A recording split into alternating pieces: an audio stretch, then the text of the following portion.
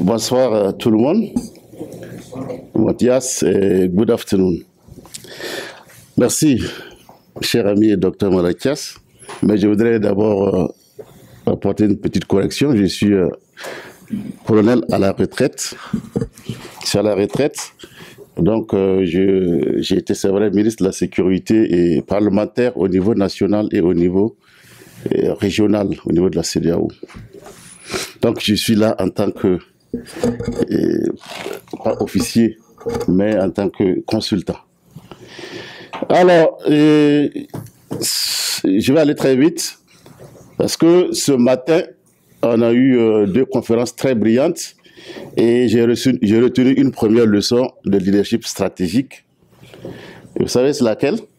Il ne faut jamais parler de leadership après la présentation de deux généraux, comme Agouaï et Ham, que j'ai eu l'occasion de connaître.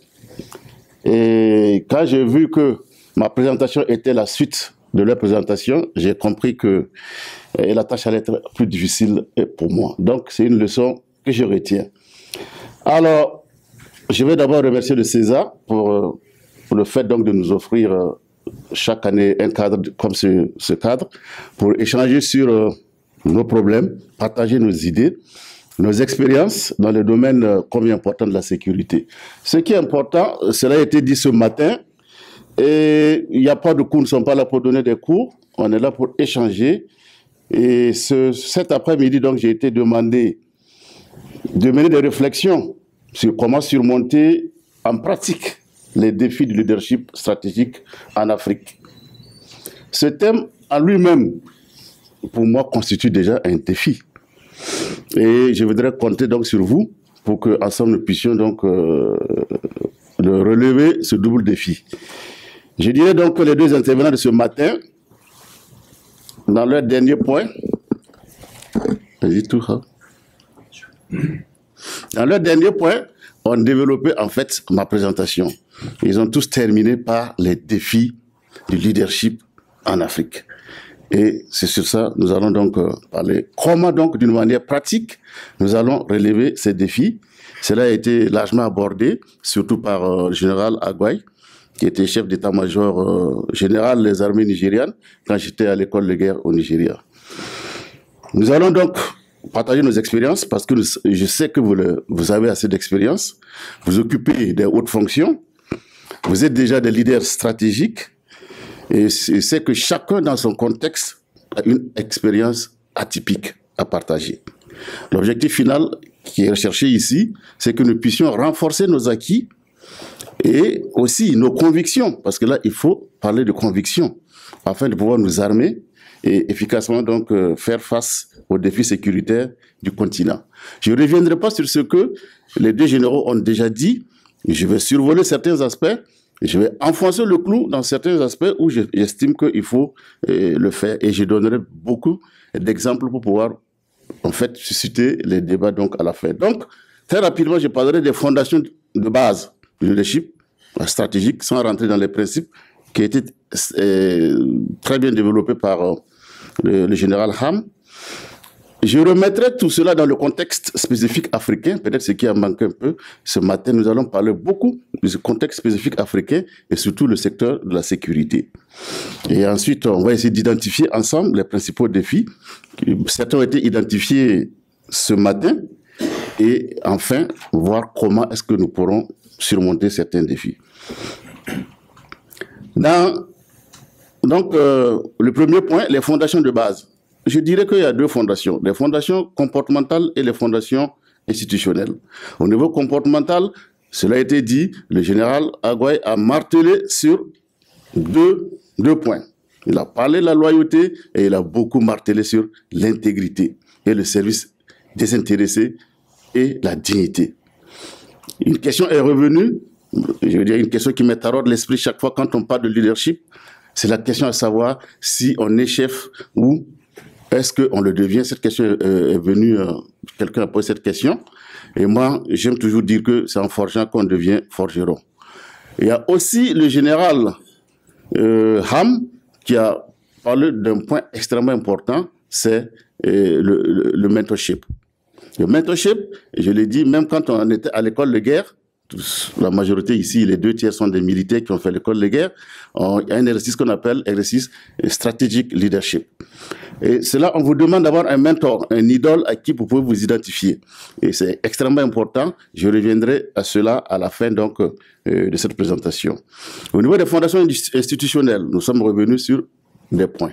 La Constitution. Chaque État a une Constitution et nous, au niveau du secteur de la sécurité, il est stipulé qu'un chef, un leader stratégique, un leader doit pouvoir donc être neutre politiquement, ça c'est très important, s'interdire de faire de la politique et se soumettre au gouvernement civil. Ça, c'est les garde-fous institutionnels. Il y a un autre point extrêmement important, le respect du serment. C'est pas sorti ce matin, mais je pense que le leader stratégique doit être en mesure de respecter le serment qu'il a prêté pour être officier, pour servir son pays. Et on a l'impression que ce serment est nouveau. Je dis souvent que non, ce serment a toujours existé même dans nos empires. Je donne l'exemple toujours de l'Empire du Mali. L'Empire du Mali, depuis le XIe siècle, où le roi Soundiata faisait donc prêter serment à ses chefs, et il le faisait en ce sens. Soundiata, fils de Sogolon, c'est de toi désormais que je tiendrai mon royaume, car je te reconnais comme mon souverain. Ma tribu et moi, nous nous remettons entre tes mains.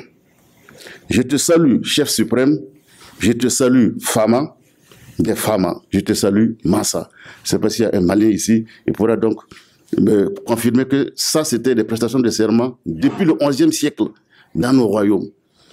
Pourquoi est-ce qu'aujourd'hui, nous ne pouvons pas respecter ces prestations de serment?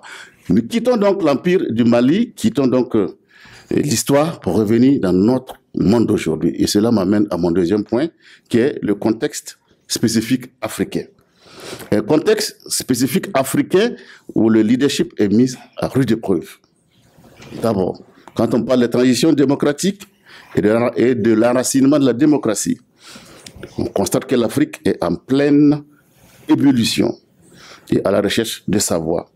On assiste ça et là à des tripatouillages constitutionnels, à des tentatives de révision de la Constitution pour sauter le verrou donc, qui limite les mandats présidentiels, et on assiste à des soulèvements populaires, des coups d'État, des contre-coups d'État et des crises politiques avec des violations massives des droits humains.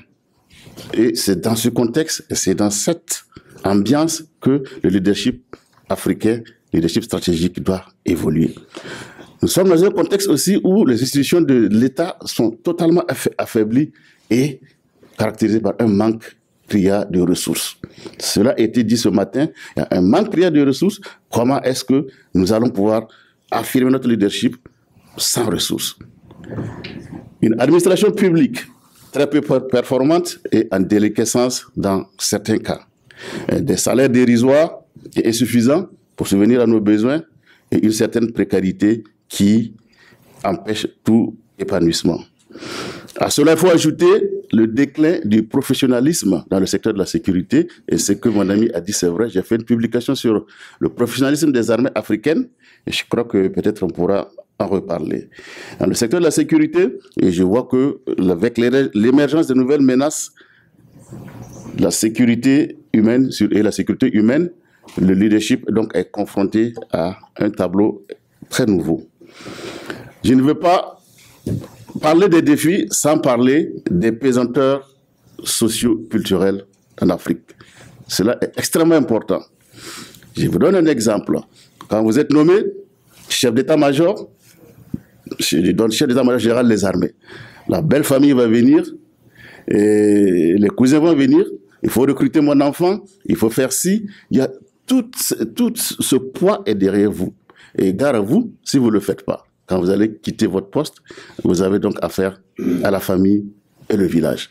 Je sais que j'étais ministre, chaque fois on me demandait de recruter du personnel à la police et à la gendarmerie. Et dès que vous commencez ça, vous tombez dans le piège et le cercle vicieux du service rendu. Vous avez rendu le service aujourd'hui, demain on va vous venir vous demander le service. Et si vous refusez, vous ne pouvez pas d'ailleurs refuser, puisque vous avez demandé le service. Et c'est là que j'appelle le cercle vicieux des services rendus. Et il y en a qui trouvent, de bonne foi d'ailleurs, ils vont venir s'asseoir pour vous conseiller. Ah, maintenant, tu as eu un poste, il faut que la famille profite. Il faut tout faire.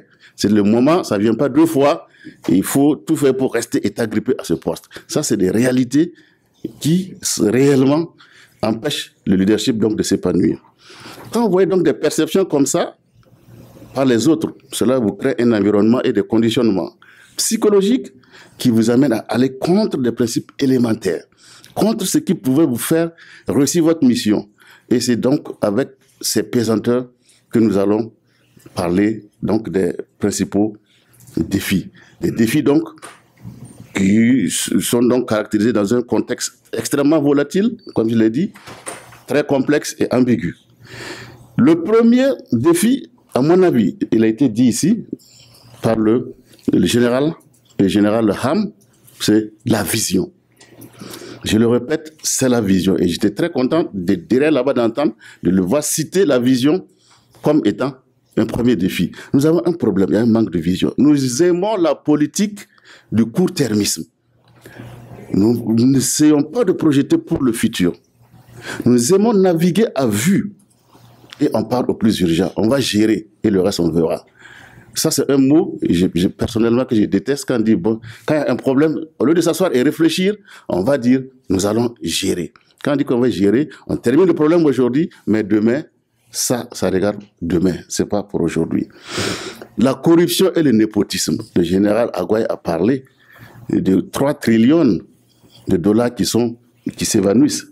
Moi, je crois que en tant que personnel, en tant que chef du secteur de la sécurité, il faut que nous ayons conscience que cela pose un problème de sécurité nationale.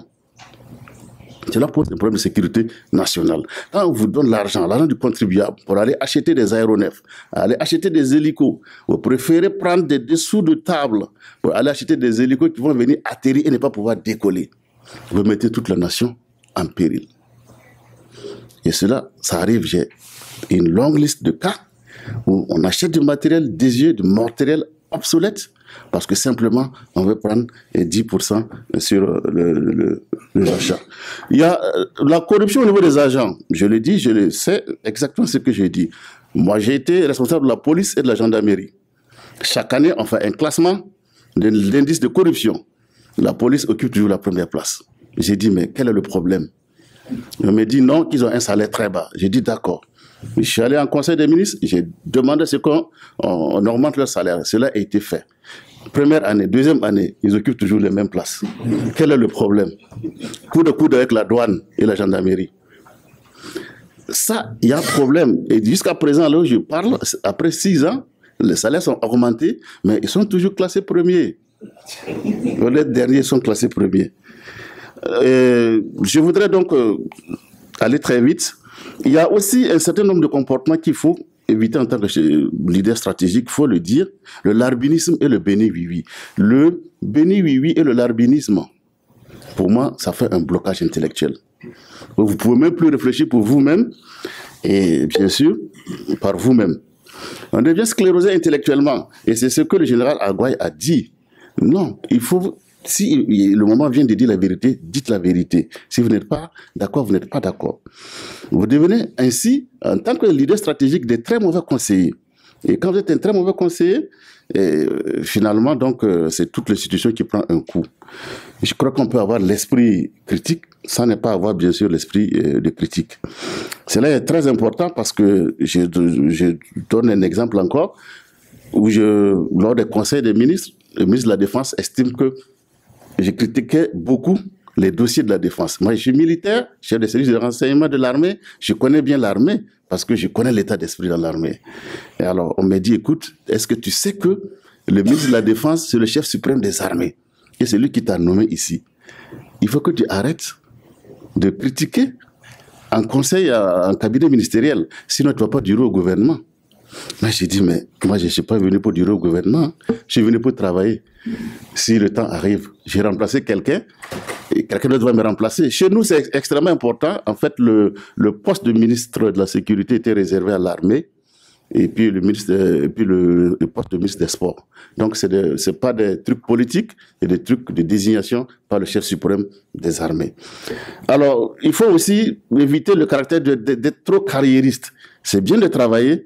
Il faut savoir que, comme je l'ai dit, vous avez remplacé quelqu'un, quelqu'un va vous remplacer. Parce que quand vous tenez coûte que coûte à vous accrocher à votre poste, parce qu'il est juteux, parce qu'on peut avoir de quoi préparer ses arrières, et vous refusez de préparer l'exit, alors en ce moment, vous devenez inefficace et incompétent. Vous devenez inefficace. Vous êtes là, c'est pas pour rien, on a demandé qu'après chaque 4 ans, qu'on puisse changer les présidents et les commandants d'unité. C'est pour qu'ils puissent se ressourcer et pouvoir être plus efficaces. Et malheureusement, dès que nous atteignons des postes, nous nous agrippons et nous tenons à y rester. J'y suis et j'y reste.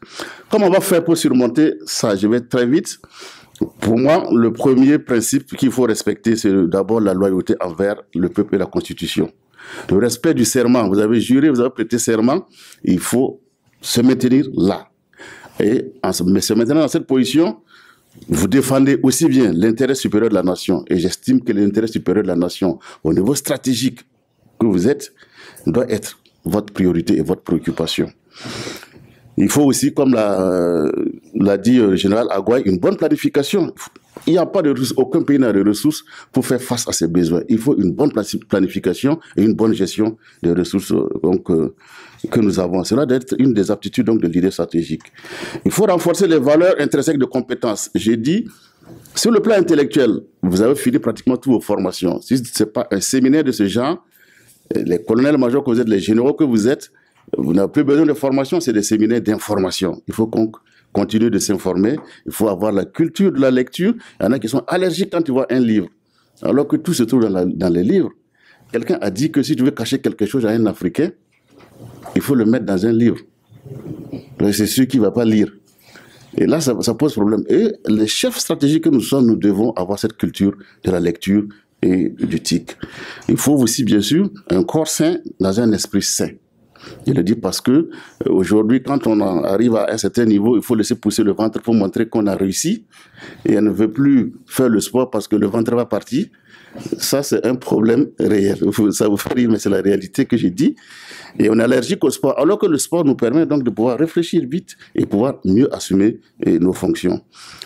Et le général, je crois que c'est le général Am, j'ai dit on a pratiquement tous les points, dit d'avoir un mentor. Et je trouve qu'il faut absolument avoir un mentor pour pouvoir avancer et avoir quelqu'un à qui on peut s'identifier, qui peut nous donner des idées. Il faut un changement d'attitude. Il faut éviter les aveux d'impuissance. Un chef, un leader stratégique ne doit jamais se décourager, comme le dit la chanson. Il ne faut jamais céder au découragement. Il faut refuser d'accepter que c'est le système qui est comme ça. Il faut faire quelque chose. À ce propos, il y a Edmond qui disait que la seule chose qui permet au mal de triompher, c'est l'inaction des hommes de bien. La seule chose qui permet au mal de triompher, c'est l'inaction des hommes de bien. Vous êtes des hommes de bien et je voudrais en tout cas que vous fassiez partie des solutions et non des problèmes. Je crois qu'on peut en tout cas trouver des solutions. En plus de l'application des lois en vigueur, j'estime que dans les services, dans les fonctions que vous êtes, vous pouvez mettre en place des comités d'éthique. Des comités d'éthique et des mécanismes internes de lutte contre la corruption. Je prends un exemple.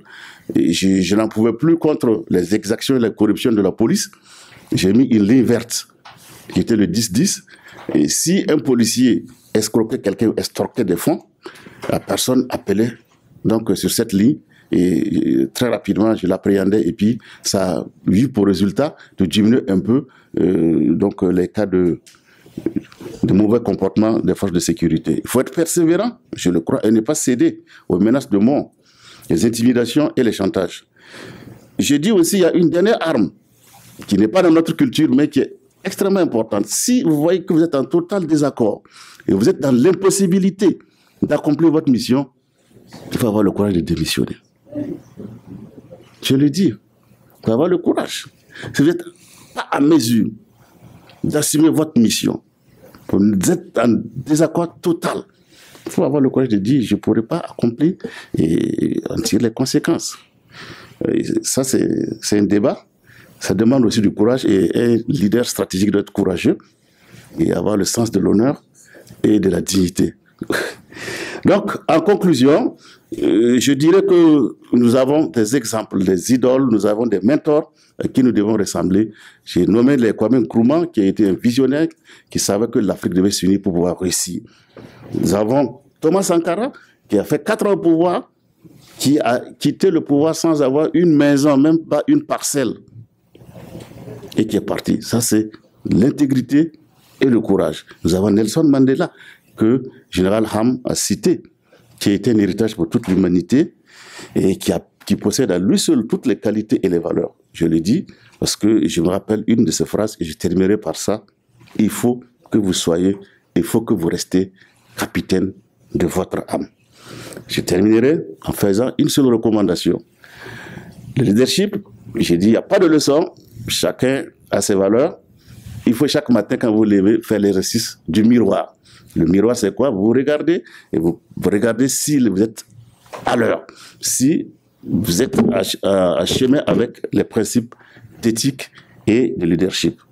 Donc, j'attends vos contributions et j'en ai fini. Merci.